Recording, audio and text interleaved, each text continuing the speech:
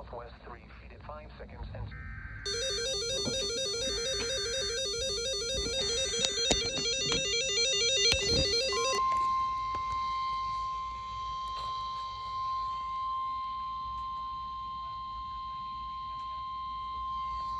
The National Weather Service in Charleston has issued a special marine warning for coastal waters from Savannah, Georgia to Altamaha Sound, Georgia out 20 nautical miles, including Gray's Reef National Marine Sanctuary, until 6:30 p.m. Eastern Daylight Time.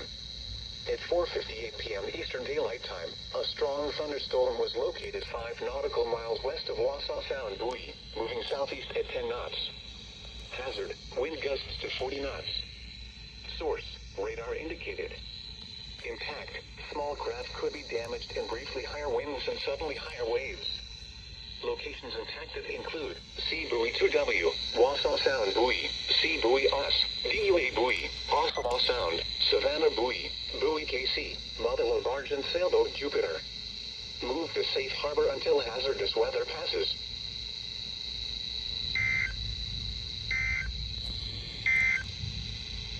Synopsis for the coastal waters of